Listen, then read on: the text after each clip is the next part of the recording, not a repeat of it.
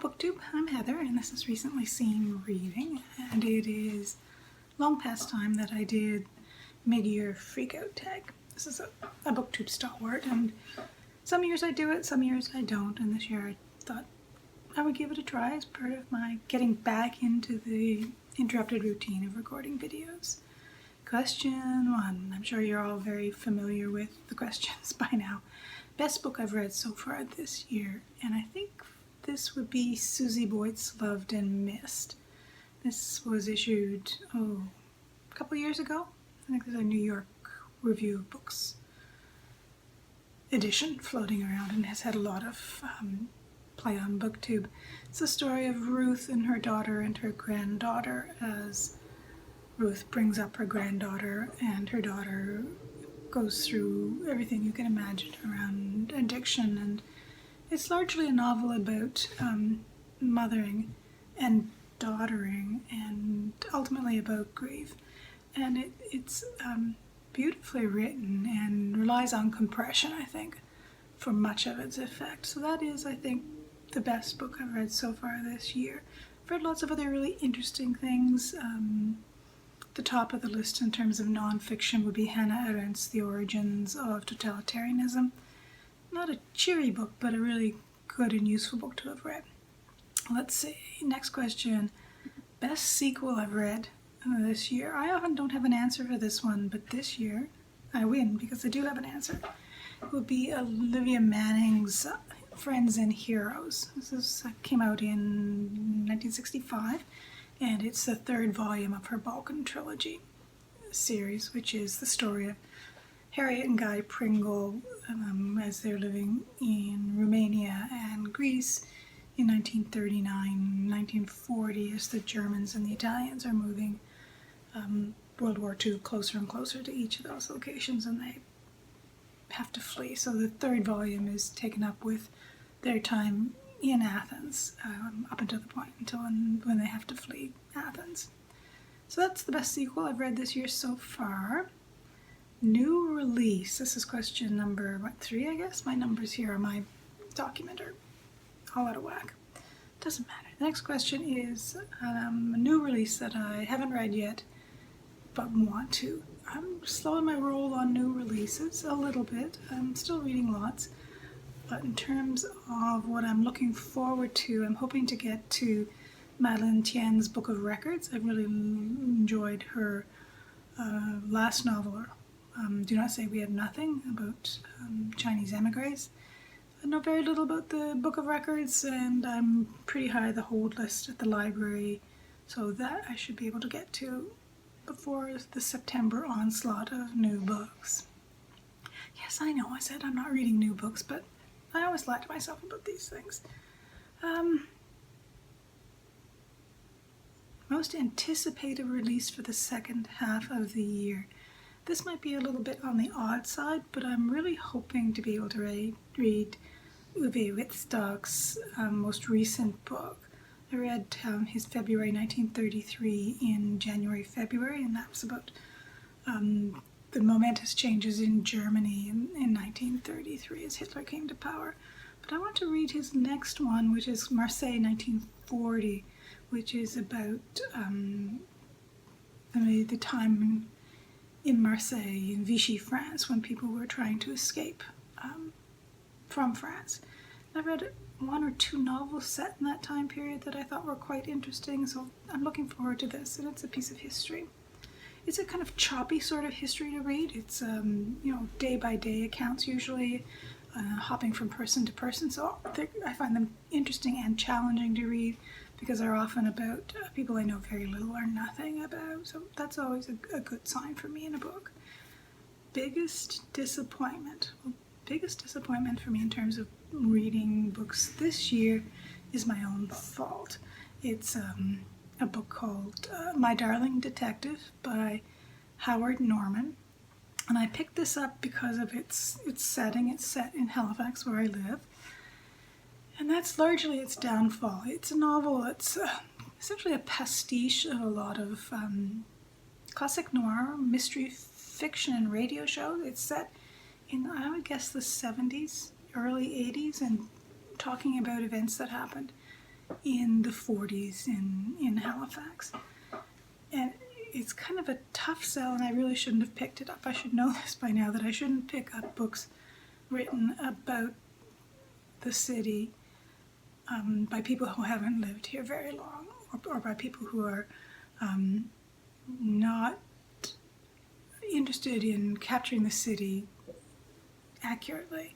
So I'm bringing an elevated sense of expectations to books. Maybe it's an unfair set of expectations, but I found this a deeply flawed novel in a number of ways. It doesn't really cohere.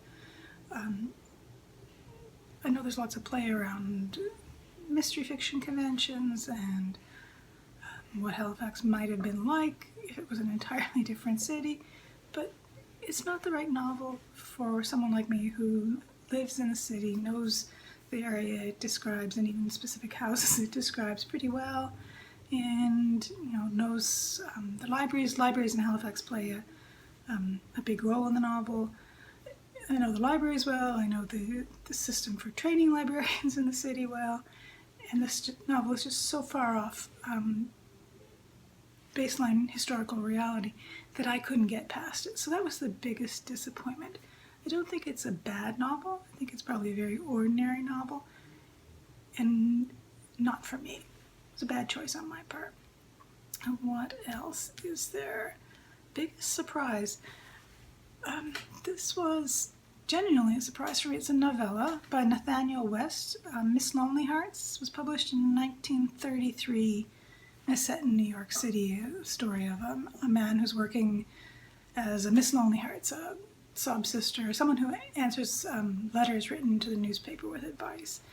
And what took me by surprise was the gender switching a little bit of who the person answering the letters was, and by its frankness about the role of sex and violence in the lives of the people writing the letters. That just took me by surprise. It probably shouldn't have, but it was like that moment in when you discovered that there are pre-Hays Codes movies, and that the kind of very proper and pristine, 3 feet on the floor versions of movies that came out in the 30s and 40s, those kinds of, especially screwball comedies, are very different than the movies that came out pre-1932, 1930, when the Hays Code and film censorship really shaped what you could see on the screen. So that was my biggest surprise, Miss Lonelyhearts. It's not a fabulous novel, but it was interesting to me because it seemed out of place chronologically in what I understood about fiction of the period, and clearly I was wrong. So that was an interesting discovery. No idea whether I'll read any more of West's work. Next question, new favorite author. I often don't have an answer to this one, but this year I do, and it's Olivia Manning. I've been working my way through the Balkan Trilogy. I've read all 3 volumes of the Balkan Trilogy and could not stop myself from going and borrowing the next 3. They're sitting on the shelf over there in that stack of library books that I need to get through. So I've got the next 3, and I'm hoping to read those, well, to stop myself from just devouring them in July and hold off and read them in August and September. So I'm happy to have discovered another writer that I quite enjoy. Her prose style is great. She explores the issues of the 40s. Well, she's not a sentimental writer. Her writing is not twee. Her representation of women's lives and men's lives is not sentimental at all. It's not in your face gritty like Nathaniel West is, but interesting. I'm learning a little bit more about what my taste in these kinds of novels is. So I'm also reading right now what Elizabeth Jane Howard's Light Years, what's it called? Where is it? Yeah, The Light Years. And I'm halfway through it, enjoying reading it. But it's right now it's much sweeter text than Manning's. So Manning is hitting the sweet spot for me, and it's kind of close analysis of character and situation with beautiful prose. Very much enjoying that. next two questions. The dreaded question about fictional crush and favorite character. Fictional crush, no crush. My favorite character, maybe, would be Yaki, who's a character in the Balkan trilogy. He's kind of slowly disintegrating across the three novels, and he's kind of an Anglo-Russian scrounger, I guess would be the kindest word for him. Manning portrays him in very vivid terms. By the end of the trilogies, you can be very attached to him and his coat, his poor coat. Next question. A book that made me cry. Usually I don't have an answer for this either, but because I'm not typically someone who cries while they're reading, but books don't typically move me that way. Music sometimes will, movies will, but books not so much. I have more of a distance, I think, from them. And this year I did find myself tearing up at Susie Boyt's Loved and Missed. And that's not surprising. Partly the book isn't designed to elicit grief and sadness. But it's also, scenes where there's mothers and daughters and mothers dying. And, some kinds of grief take a long time to pass. So that's the book that made me cry this year. Favorite... Oh, I skipped one. Book that made me happy. Almost all of them. I don't have a specific one that stands out. Book to film adaptation I saw this year, my favorite one. I haven't seen any this year. I don't usually seek them out, so not a surprise that I don't have an answer to this one. Favorite review I've written or done on BookTube? None. I'm very spotty in creating videos this year. I'm trying to get back into the routine, and it's much harder than you'd think. You have all the time in the world and still not be able to pull yourself together enough to sit down and think about what you want to say and actually say it. It's a really interesting phenomenon. Next question. Most beautiful book I've bought or received. Well, I don't typically buy books, and I think I haven't been given any books so far this year, and there's nothing particularly beautiful about any of the books that I've borrowed from the library this year. And the ones that I've purchased are secondhand used or third-hand used books that are all fairly beaten up, ordinary books. The physical appearance of a book, a contemporary book in particular, usually doesn't attract my attention, so that I may have beautiful books around me that I don't actually notice. Weird, eh? And what books do I need to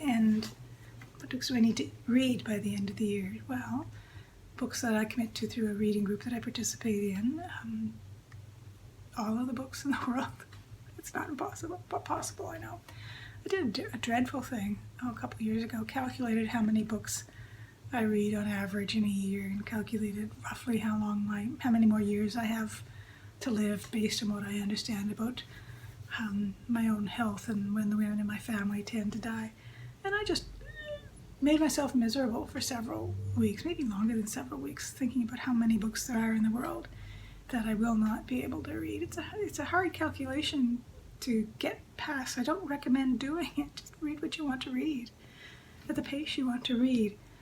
I would like to read down the library books I've borrowed. You can see this shelf here. You probably can't see the whole shelf. There's a little bit farther here. Mostly library books, and I think there are something like 21 physical books there, and there are probably a couple more ebooks that I've borrowed. I would like to get that down to under 10 books. I have a habit of return to and borrow 5, which is not a good pattern for me. So that's one thing I would like to do in terms of reading by the end of the year.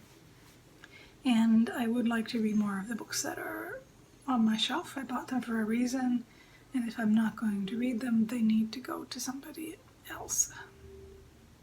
Just there's finite time and space, and at some point I will have to pack up this place and move, and I don't like the idea of moving as many books as we have. Thousands. And maybe come back to reading Mavis Gallant. I started reading her short stories this year and set them aside because I got distracted by library books, and I'd like to get back to reading more of her short stories because I neglected Gallant for a very long time. So that's my mid-year book freak out tag. I'm not freaking out about books. Books shouldn't be a fraught subject. Books should be mostly about pleasure or utility. You either read them because there's something that will be useful to you in them or in your life, or you read them because they bring you some kind of pleasure.